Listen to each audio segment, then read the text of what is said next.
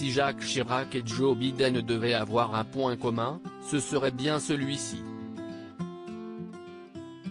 Élu 46e président des États-Unis face à Donald Trump, qui peine encore à admettre sa défaite, l'ancien sénateur du Delaware fait depuis plusieurs années partie de la scène politique américaine, et a toujours su se démarquer de ses confrères pour sa personnalité et son parcours atypique. Enfant bègue, Joe Biden a surmonté son handicap avant d'entrer à l'université de Syracuse où il apprend le droit, et qui ne figure pas dans la Ivy League, ce groupe des universités les plus prestigieuses du pays. Mais pour se faire élire, l'époux de Jill Biden n'a pas usé de ses diplômes, mais bien de son charisme.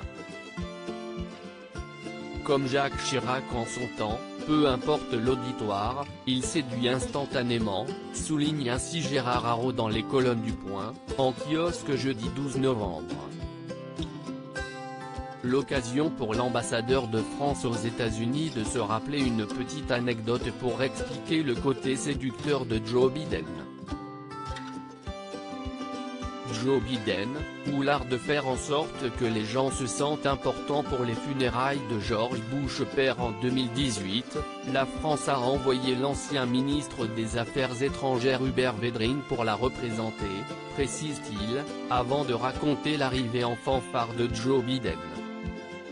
Il donne l'accolade à Hubert Védrine, lui tape sur l'épaule, lui parle de la France et lui demande en riant s'il sait que Robinette, son middle name, est un nom français, se souvient-il, et d'ajouter que si Hubert Védrine a été conquis par le personnage, Joe Biden lui n'avait sûrement aucune idée de qui était son interlocuteur.